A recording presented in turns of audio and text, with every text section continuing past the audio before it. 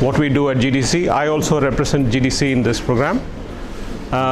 One of the instructors with GDC. Outside GDC, I have my own firm which does consulting and mostly strategic consulting work for companies. I also work with startups, both in Chennai and in Bangalore and in some other places. Before starting out on my own, I was in the corporate world for about 25 years. My last assignment was with Flipkart. So as I keep hearing Flipkart so many times, I just keep going back to Flipkart, about how the business model at Flipkart was very innovative, etc. So that's what I am. This session is about Lean Startup. Some of you have already heard about Lean Startup.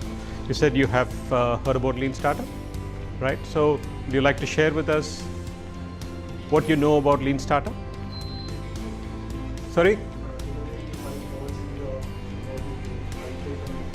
You iterate on how you come up with the product. So you iterate in the development of your product. Okay, so that's Lean Startup. What else? So get into the market without a finished product. So that is Lean Startup. And iterate, like he said. That's Lean Startup. Okay. Any other views? In a resource constraint. When you are constrained, you go to the market with a product that is not necessarily finished. You come back, iterate, because you learn from the market, you iterate and then you develop, because you have limited resources. You do not want to spend all your resources developing a finished product. Go to the market and find that that's not what the market wanted. That's exactly what Lean Startup is, right? So in this session, we will quickly talk about what is Lean Startup and why is it useful for startups. And upfront, I'd like to make this statement that this is not the only way to build a startup.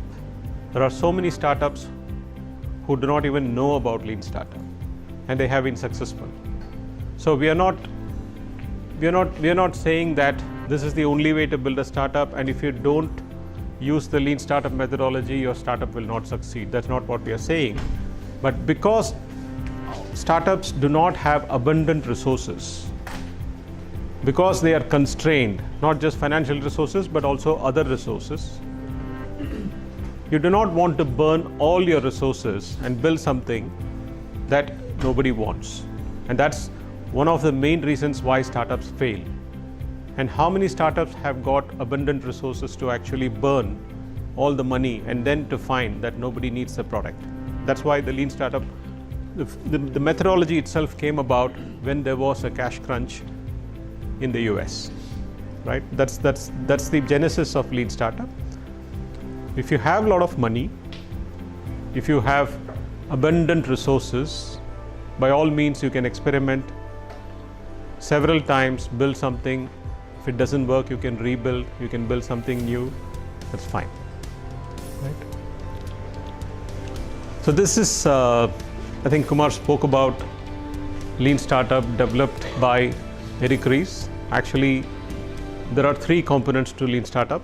We will speak about that later. One is the business model and the business model canvas. That has been developed by Alexander Osterwalder.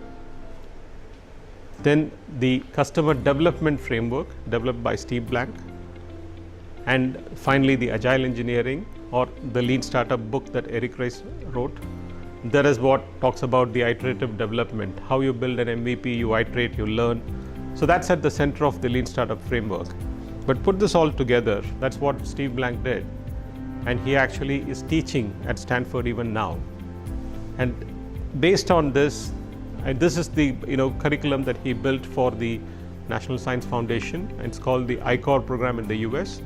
So in the US, if any startup is trying to get the SBIR and STTR grants, they have to go through the program to be able to apply for those grants. It's mandatory, right? It's part of legislation in the US. the National Science Foundation has ensured that people don't burn all the money and fail, and therefore it's very popular. It's not very old. This framework did not come about 25 years ago or 30 years ago. It's probably just about, actually in the last 6-7 years it's become very popular, and that's really the history of lean startup, right? It's developed by entrepreneurs, not by academicians. So Eric Ries actually started his own company, and he is the one who actually found that the way he was building his company and the way he was not able to succeed, that's what really made him think about how can we do it right? How can we get it right without burning all my resources? So he's the one who actually first started thinking about this framework. Steve Blank was his mentor, and then he came to Steve Blank. Steve Blank at that time was investing in startups, and he had developed his own framework called the Customer Development Framework.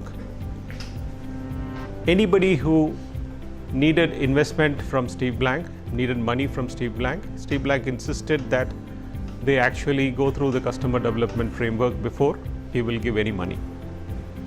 And when Eric Ries came to Steve Blank and he wanted Steve Blank's money, he said, look, this is what you need to do. And that's when Eric Ries found that this is really useful for us to actually create a methodology out of this. So far it's been in his mind. And then Alexander Osterwalder is another student of Steve Blank who built the business model canvas.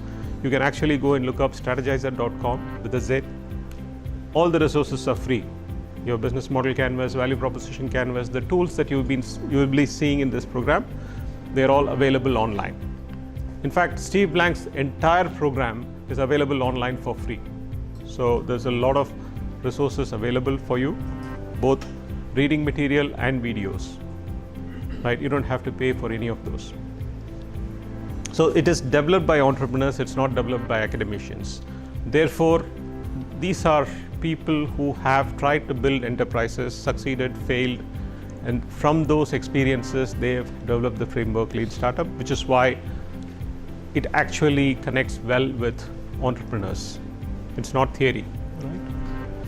And we also say it's an innovation methodology. It's not just a framework, it's an innovation methodology. Innovation methodology for what? It's for ideas, for products, for services, and for processes. So we talked about the difference between innovation and invention, right? And you can innovate with your ideas, with your products, with your services, and with your processes. So this Lean Startup methodology is an innovation. In a way, you can say it's an innovation tool for you as well, and not just a startup methodology. This uses a scientific method. The reason why we call this a scientific method, you will see it in the later sessions, but simply it is because, like any scientific experiment, in scientific experiment you first build a hypothesis, you go and then experiment, you test it, you either validate or invalidate your hypothesis, and then you come back, you keep iterating till the time you have the theory, right? So like that, this is like a scientific experiment. It follows the same methodology, therefore it's called scientific. And this methodology is different from anything else by this one thing called evidence. It forces you to seek evidence and not be satisfied with opinions and feedback. For example, a lot of companies, startups, they believe that market research is important before they can actually build their startup. What is market research? Market research actually gives you data about what is available in the market. You have a lot of facts that market research can give you. You can even get trends from the past data from the market, but it does not give you any view about what customers want. There are customers who are already using something, you get to know about it, but if you have an idea which is different from what is available in the market, there's no way you can find. And if you ask friends, typically that's what startups do. You go and ask friends, you ask family, and bounce the idea off, and they will say fantastic. How many of you have been told that your idea is stupid? You've been told. Somebody has done you a favor. I actually changed the idea after it. Very good. But mostly we don't do that, right? And people tell us that your idea is good. The fact that you are even thinking of building something new is appreciated. So it's not that they do it with bad intentions. They have all good intentions, and they simply appreciate you. And if you build a business based on those views, you could be seriously wrong, right? And that's why this framework actually forces you to get evidence and not opinions. What is evidence? We will see during the program. And would you agree with this?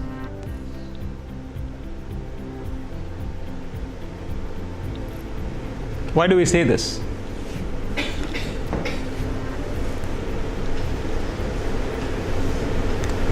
All of you are working with technology. If you can create a product with the technology that you are familiar with and put it to use and execute it, that's it, right? Is that all? Commercialization. So it's not about execution of science and technology, or science or technology. It's not just about that, right? We also need to look at the other aspects. There are several risks that a startup runs into. It's not just technology risks. There are so many other risks. There are regulatory and market and customer risks. What is market risk? Anybody? Market fluctuation for something totally be. Someone comes with a newer, better thing for the marketplace. Timing of the market. Timing. Become obsolete by the time we are ready to launch it in the market. Possible. Too early. Right? Too early, Yeah. too late, Too late. right? Not in the right place. Not in the right place, not in the right market, Yeah. wrong place, anything. So there are several risks. Similarly, there are several risks about customers, because you make some assumptions about who your customers are. The fact is that you are making assumptions because you don't know who your customers can be. You may think that A is my customer, and that is an assumption. And if you do not test that assumption and you build your product based on that assumption, you're running a huge risk, because A may not be your customer at all.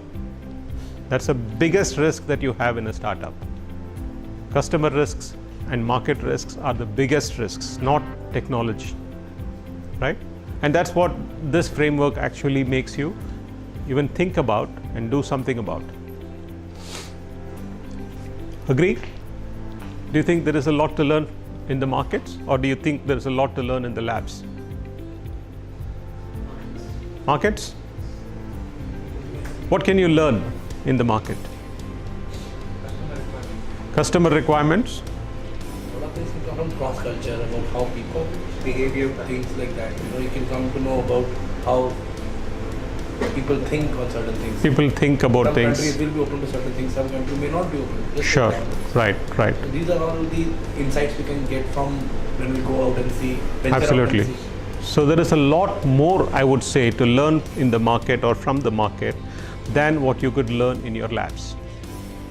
Needs to be repeated to and fro journey between market and lab. Absolutely. You can keep iterating only if you know what's on the other side. Otherwise, you are iterating within the lab to your satisfaction and not for the market. Or that will be based on assumptions and technological front. Absolutely. Right? Don't you think that's more about management domain to market? No, Just your thought. no. There is nothing called a management domain. We are like more of analyzing the environment rather than because if we are in lab, we are more concerned about how we can innovate, how we can miniaturize, how we can reduce, how we can make less complex. Our focus goes there in academics or in colleges or in labs.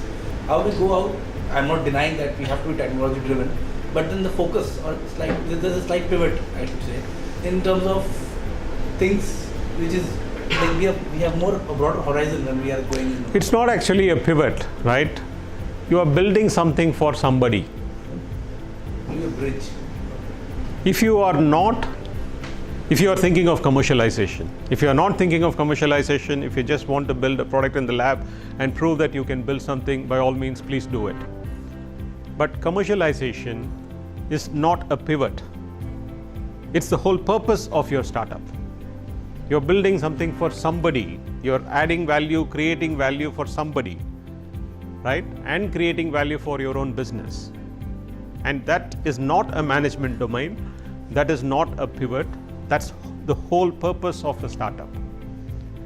The purpose of a startup is not building technology or product in the lab. The purpose of the startup is to actually take the product to people who need it. And not good enough, they should be willing to pay for it. Right? That's a startup. That's what commercialization is all about. And if you're not going to commercialize it, there's no need for you to be in this room. You could be building your product in the lab. Right? So, and it's not, something that you need to struggle to learn. This methodology actually makes it very, very, useful and easy for startups to follow, and not necessarily guarantee success, but improve the odds. Right? Do you agree markets are complex? Anybody thinks markets are simple? Complex? Why are markets complex? Humans are complex. Sorry? Because we are complex. Human beings are complex, okay? And market is full of humans, okay? It's true, actually. Different cultures, everyone with different personalities, different perspectives. Absolutely. So a lot of variables to accommodate to that. So one is that, and two, when we build something, we believe that there is somebody who will use this. So if you are building drones for delivering medicines, you have already decided that my customer is pharmacies, hospitals, or something that you have decided, right? But when you actually go to the market, you will find that it's not that straightforward. There are so many stakeholders involved. Even if you think that that is the segment that you're going to serve, one, you will test whether that is the segment you should be serving, because you've already decided the solution. Or it will tell you that there are so many other stakeholders that you have ignored. For example, you may be completely ignoring the regulatory side. You may not even be allowed to deliver medicines with drones. It's illegal, right? But we don't think about that. But this is quite blatant, but there are so many other complex stakeholders that you will get to see, and that's what makes markets very complex, right? How many of you have been working on your idea for more than a year? More than 3 years? Anyone? No? Great. We've seen startups who've been working on their idea for more than 6 years, and they've still not gone to market.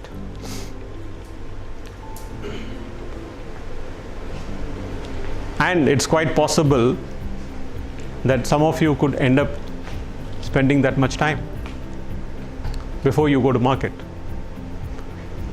So there is no standard formula, or there is no standard that says every startup can go to market within 6 months, within 1 year, or within 2 years, or nobody can tell you that you have to go to market within 2 years, right? And like markets are complex, they are also going to market are always lengthy, often lengthy, right?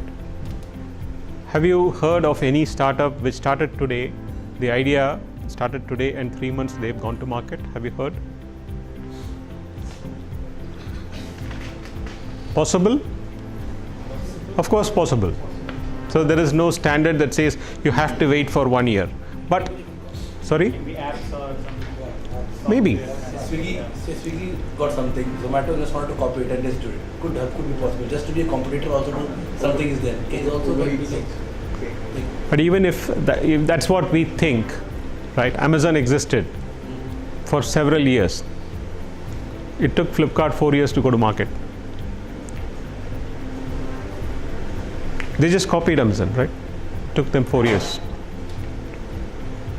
So they are lengthy, costly, and complex.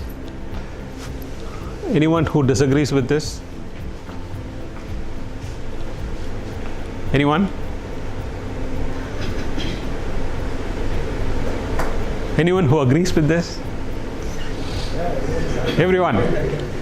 So about risks, we already spoke about some risks. Why do we think that they are generally very high? Everything that we spoke about so far is actually what makes, startup risks very high. So how do we build a startup?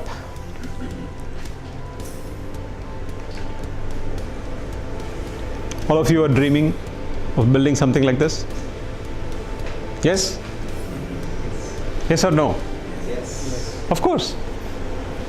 Otherwise, you're not an entrepreneur, right? You're dreaming big. And you start like this, right? You want to start here so that you can become this. Agree? Yes or no? Yes. Yes. Okay.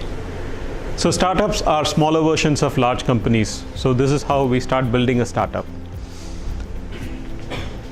Do you need an organization? No? Doesn't require, right? Not necessary. Eventually, yes. Definitely. Eventually, but right now you don't need an organization. I think it's required because that's how you can assign work. Because if it's a group, even now if there are 5 of us, even though we can be the same ladder, but then still there is certain responsibility which comes to each person, and that can help in organizing the team better because you can further add on to people in future. Right. So it's a structured thing is to have it sorted from day one, and then you can actually be more accountable towards the work and you can focus on your work. Right. Otherwise everybody's doing everything. Right. Offset One thinking guy is have required. You have to wear many hats. You have to change your position roles and all. So you wear multiple hats. You don't necessarily need a large team, or even you don't even need a small team with specialized people. Everybody does everything. That's one view. One needs some kind of specialization, but you may have to do some other guys first. Sure. Right. Sometimes offset thinking is required. Like I am thinking some way, but I may not have thought of some aspects which another member can think because each one is unique. Sure.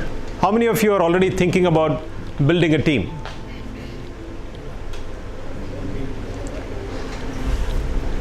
Have you all incorporated already? You're all startups?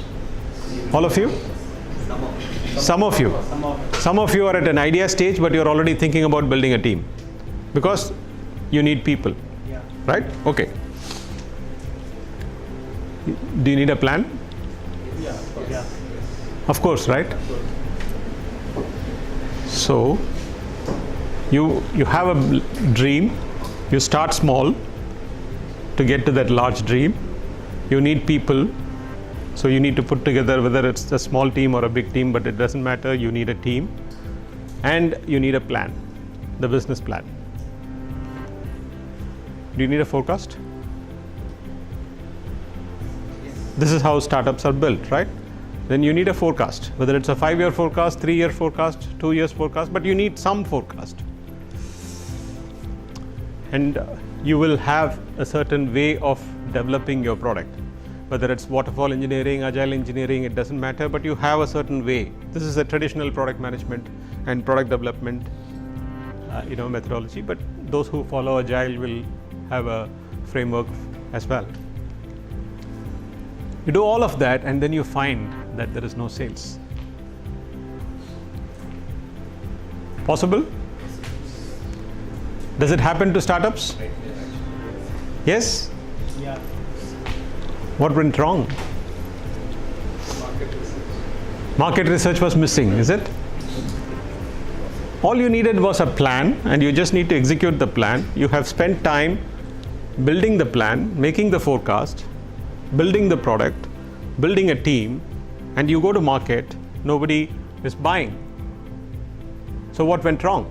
And this is what happens to, the numbers can vary, but at least 80% to 85% of the startups. That's the reality. Even in India, not just, this is not data in the US, this is data from here. In 2017, when the data was published about startups, they found that 50% of the startups did not survive more than 6 months. 50%. And 80% died in 9 months. Okay? So, what went wrong? Maybe the assumptions which you had in your mind. If at all we had assumptions. We had assumptions, but we believed that they were true. Right? So that's what, this program will actually make you think about. So what happens? This is not something new. Somebody said this. No battle survives first contact with the enemy. You may have planned the battle to the last level of detail, but when it actually happens in the battlefield, it's a different story altogether. That's what happens with startups. So you may have spent months developing a fantastic business plan, but there's no guarantee that it will succeed. He actually said this. Who's he? Mike Tyson. He actually said this. Everyone has a plan.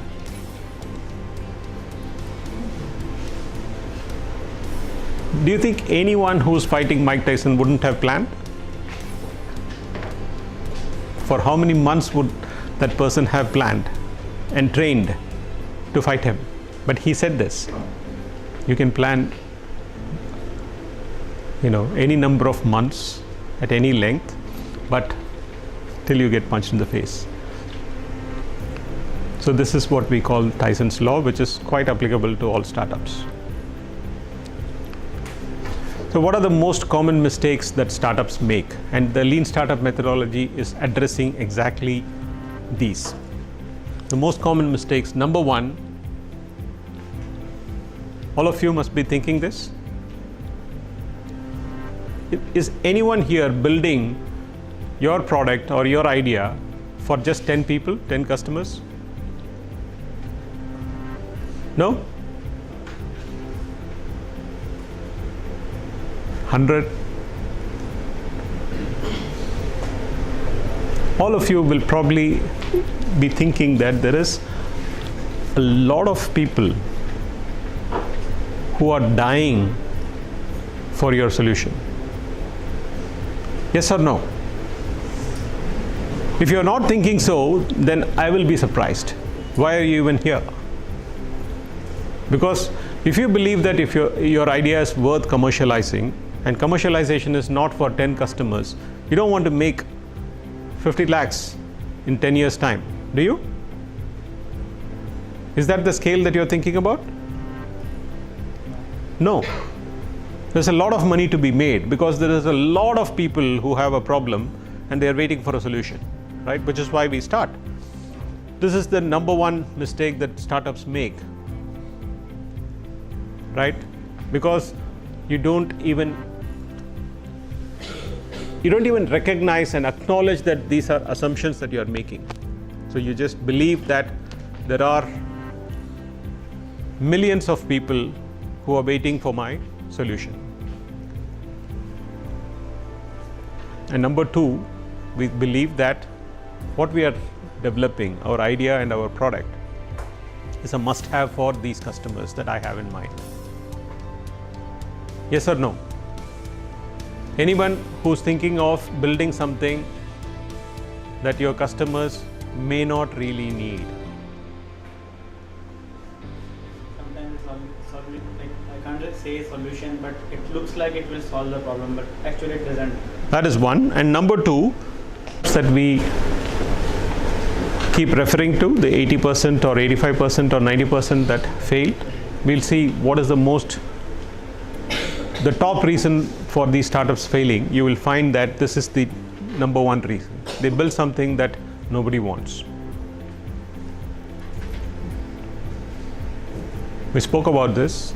We talk to people. It's not like we don't talk to anybody, but we talk to only those people who will tell us what we want to hear. Yes or no?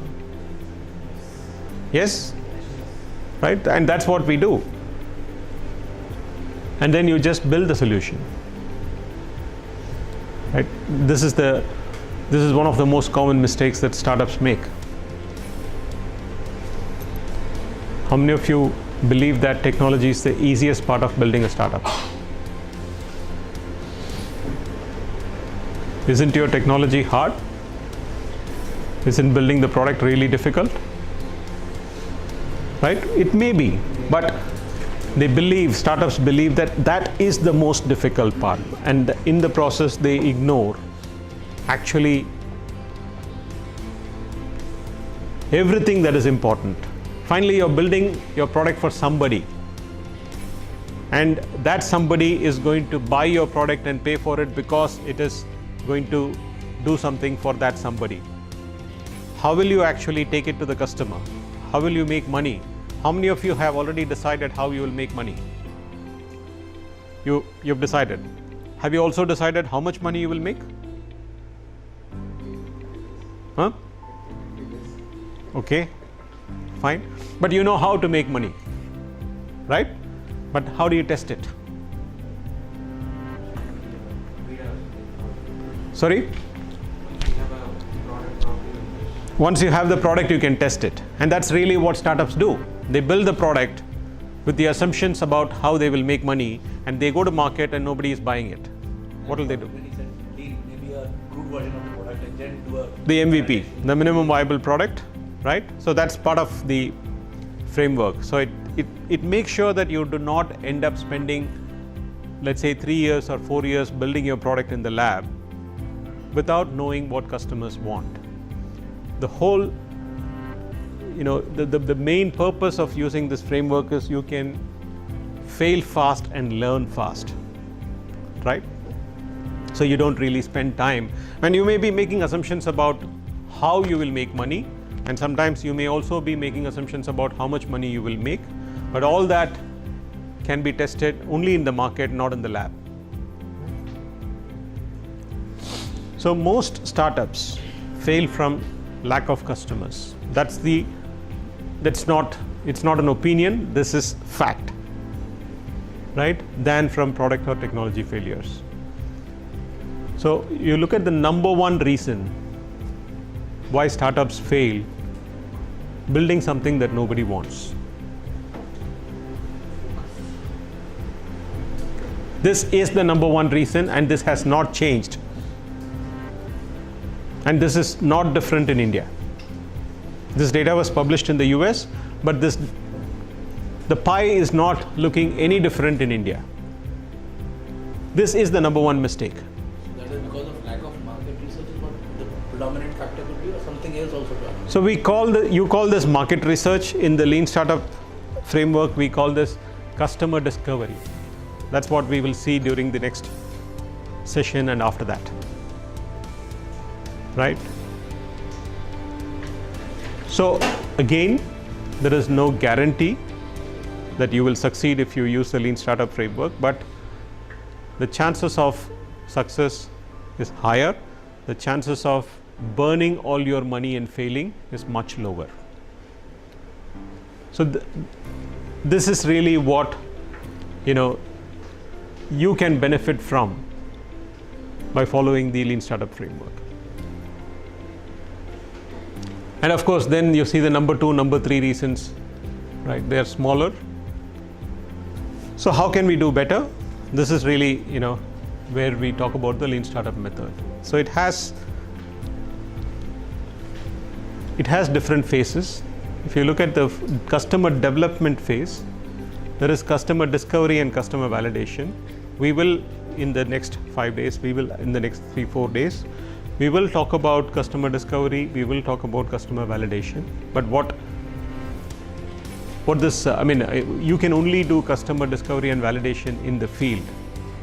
You will learn what is customer discovery and how to do it here, but you will have to actually do it in the market. You will have to do it in the field. So the iterative process is not only when you are developing a product. This is the iterative process that all of you were talking about. You build an MVP or a minimum viable product, and then you keep iterating. You quickly find out whether this is what customers want, and then you build the next version and the next version and the next version till you get the final product based on customer requirements or customer needs. But even with your idea, you can pivot, not just with your product. So that is the big, advantage of this framework. You have an idea, you have some assumptions about who your potential customers could be. You have a lot of assumptions about your product, and what usually startups do is, based on those assumptions, they build the solution. They don't actually necessarily stay with the problem. The first thing that most startups do is build a solution and not really spend enough time with the problem. So here it takes you back to the problem. Make assumptions about the problem first and then about the solution. Understanding customer needs, pains, and then building your idea. That is really what happens during this stage, customer discovery and customer validation. We'll see this in detail in the next so many sessions. Problem validation also can be. Problem validation is the first step. So consider an example of Netflix or Prime. How do you think that this model will work? Because already everybody is using Hotstar or Netflix. They have already discovered that everybody is a customer because everybody is using a phone. Or everybody has that thing in his mobile. Everybody has a Hotstar in his phone to watch cricket, to watch anything. So will he require so much of feedback in this case? Because will it not delay the entire process, or because every time he's going back to checking, okay, is this okay, my MVP 1 is too good, MVP 2 is good. How exactly, it can sometimes lead to a delay also, is what I'm trying to say. So delay, how do you define delay? In terms of, say, you have decided 12 months is my, How do you decide that? How do you decide that? Again, so if in my product I will know, okay, this is what I have a mandate in my, we do a WBS, a work breakdown sheet for our product. Who are you building it for? Again, all that is taken care of, right? No, how is it taken care of? So for us, it's like we have a vendor who has agreed to. So you already have a customer who has asked you to build something. Correct. Then you are not building a startup. You are doing a project for your customer. That's very different. You're not building a business. Do you see the difference? So don't get confused. We've faced this situation in earlier, cohorts also.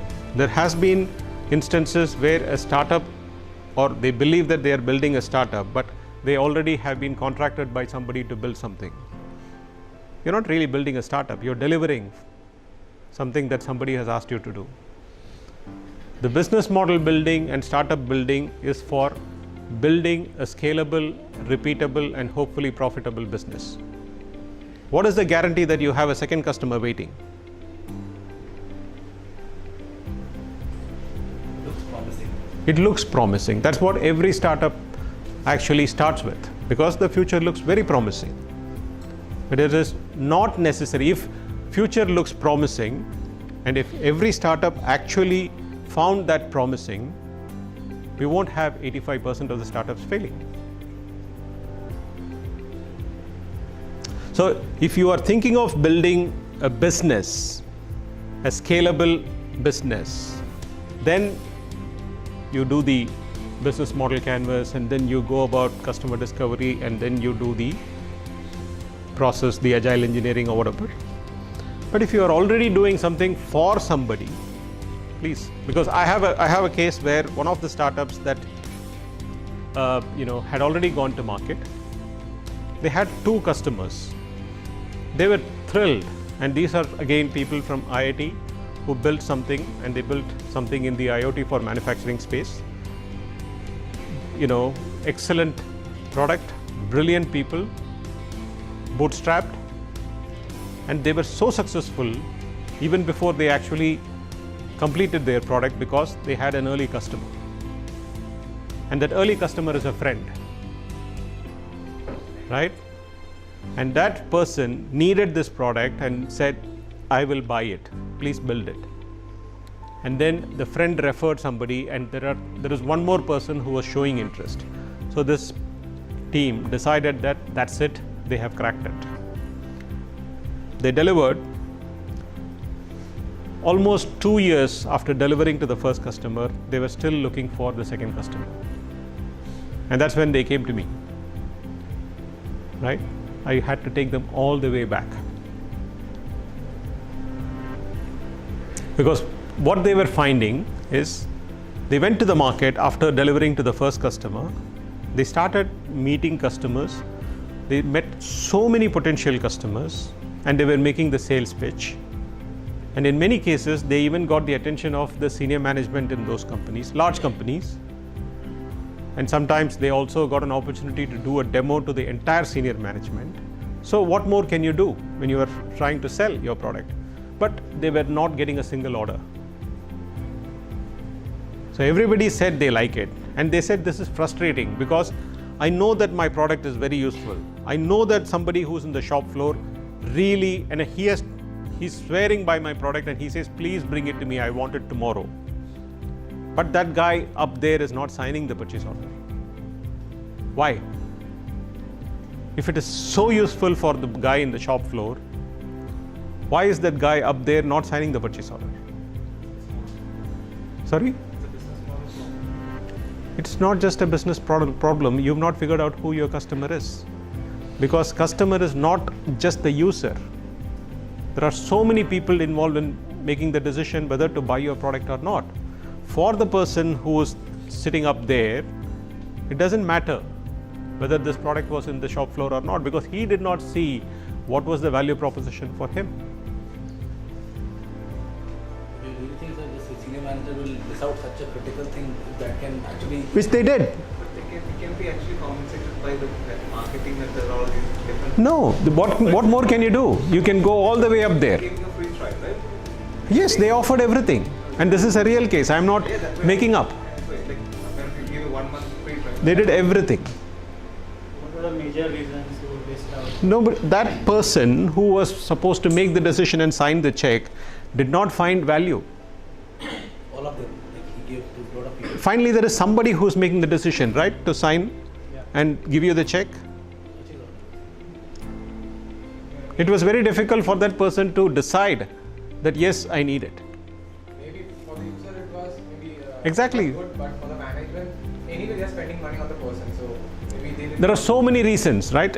Each of you may, encounter this, and in different industries there could be so many other reasons. Sometimes it could be that labor is cheap, I don't need an alternative, or there could be many other reasons. Sometimes people may say this product actually as, a threat, whatever.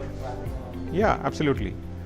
But because they did not even think about the decision maker and the value for the decision maker, they just focused on somebody who said, I need your product today, and they went with that.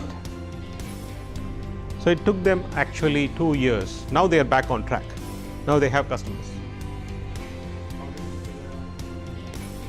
We actually went back to basics, and we said, okay, what are we building and who are we building it for?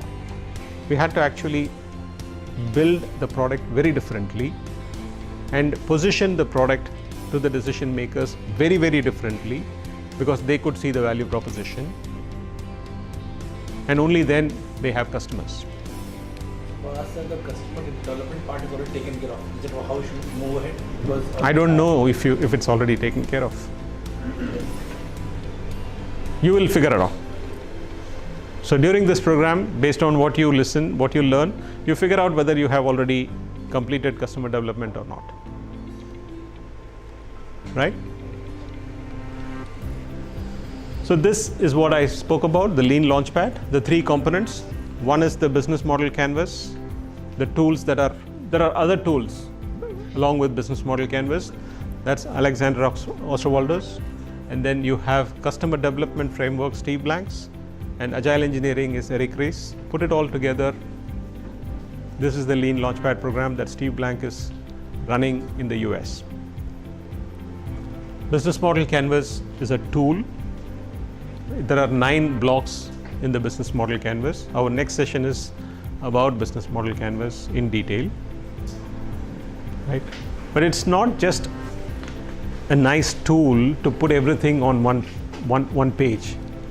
It is actually a lot more valuable than just putting everything on one page. This is a scorecard for a startup, because the business model canvas is not a document that you do once and forget about.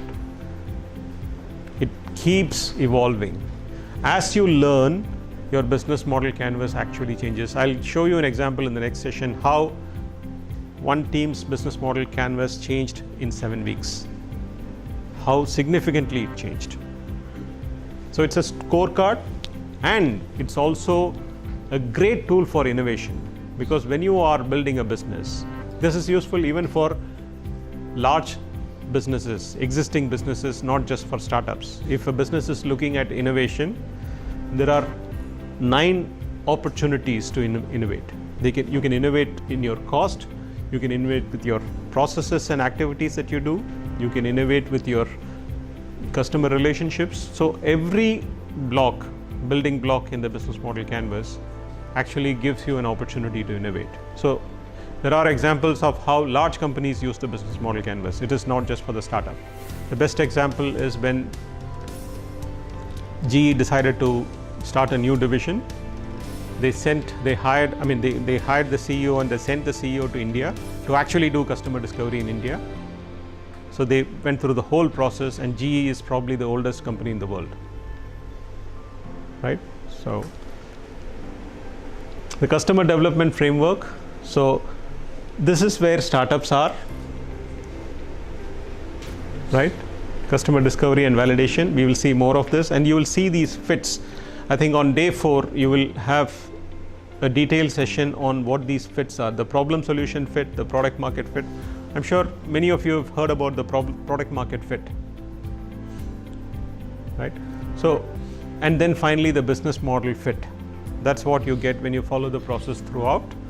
Our sessions are going to be mostly focused on this side, because as a startup, this is where you are. This is the core of agile engineering and the lean startup framework. This loop is familiar with those who follow agile: build, measure, learn loop. So in 2 stages you use this. First, when you are at an idea stage, you don't even have a prototype. How many of you already have a prototype? You have? How many of you already have a product, finished product? No? Okay, thankfully no.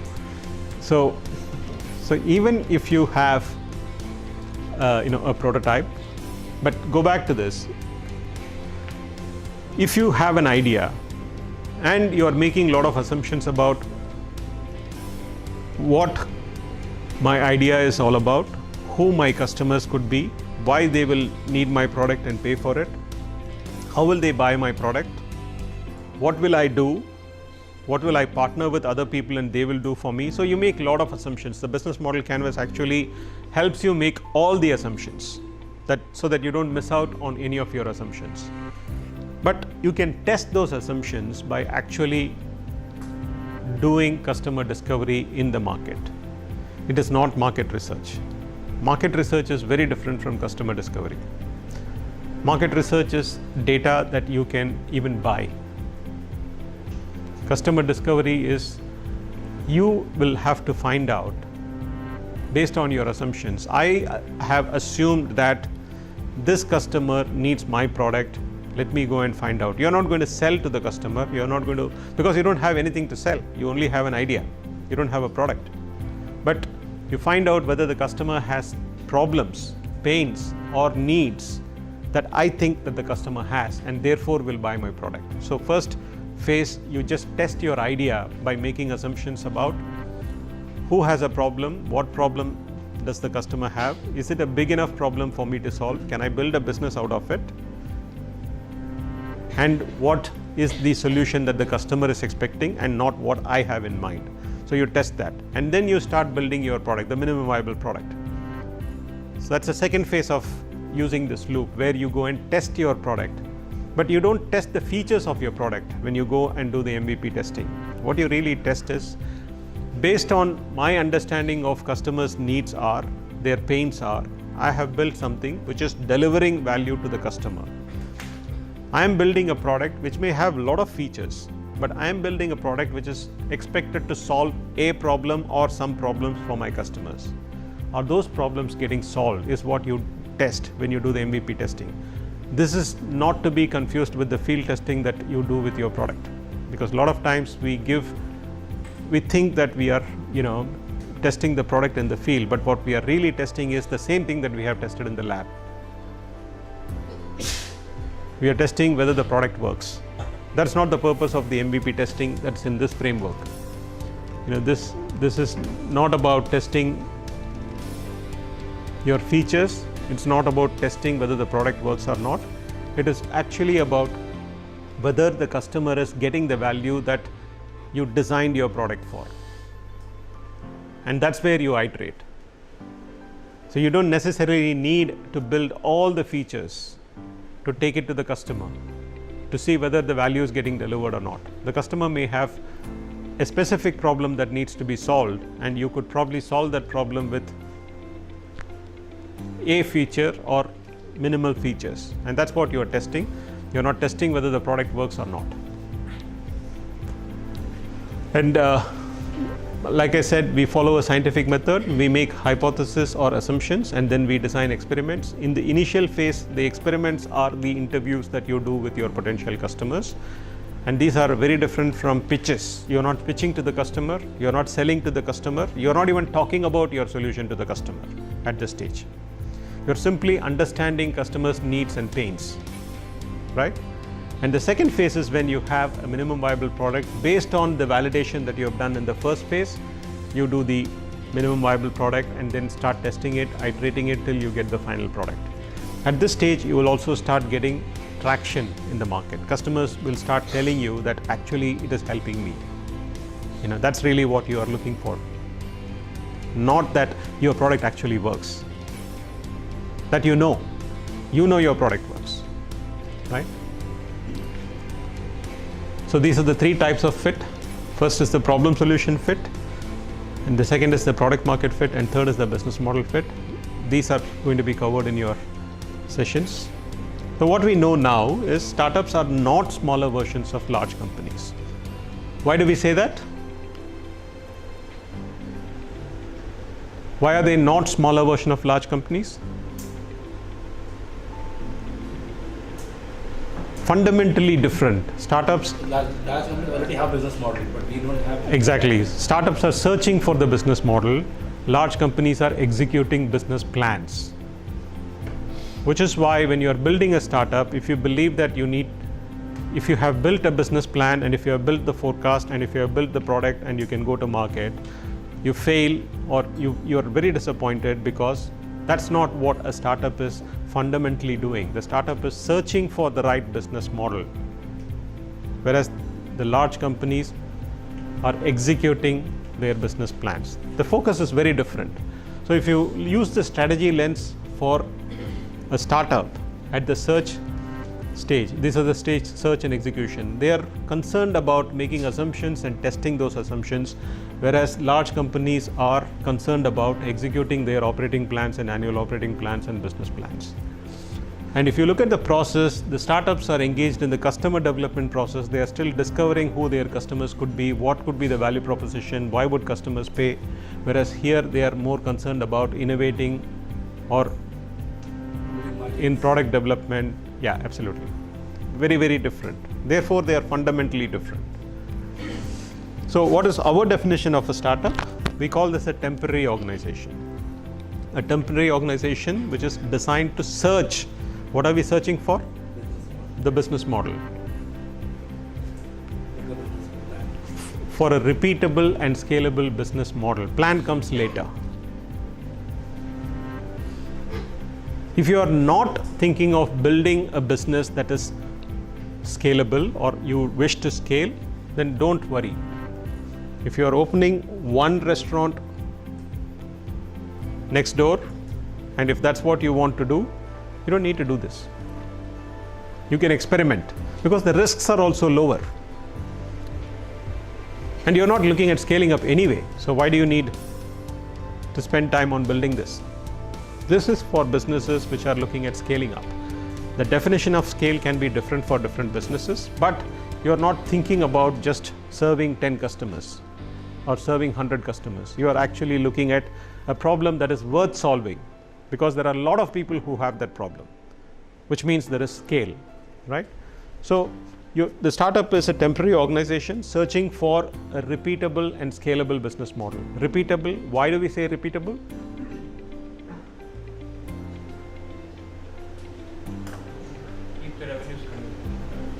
Keep the revenues coming. And whatever you do, you should be, how does scale happen? Can you do something new every day and you can expect to scale? Which works in India may work for some other country Absolutely. with some modifications. Right. You should be, because through the customer development process and through the MVP testing, you have found what customers need. Yeah, what actually works. Yeah, absolutely. on field. Correct. So you should be able to repeat and scale and not experimenting every day and trying to scale. You cannot be, experimenting and scaling up at the same time. So a startup aims to become a company by searching for, the business model is all about this, how a company creates, delivers and captures value. That's what we are searching for. The business model is all about this. The business model is a single page depiction of how a company creates, delivers and captures value. And that's what we are searching for as a startup. Why are you here? Formalize the business model. To Formalize the business formalize a business model. Anyone? Why are you here? All of you said something in the beginning. Sorry? Mentorship. Connects, networking. Make money eventually. All of this is really what you are here for. So the goal here is finally improve the odds of your success. Right? That's what this program is all about. Some of you say you want, you would like mentorship. Some of you said you would like guidance on building business. We've cracked technology, but we want to know how to build a business and so many things that you've said. But finally, all of you are trying to improve the odds of success for your startup. And we are going to pick winners, right? That's when you go to the competition. Not here. Here it is about creating more winners. Right? So whatever I have said, is there anything new? Common sense, right? Anything that I have said, did you find that you've never heard? In some form or the other, people would have told you this. Some of you already may have mentors who would have told you this. It's common sense, actually. There's nothing, this is not rocket science. This is common sense. The reason why we are saying this is because of this.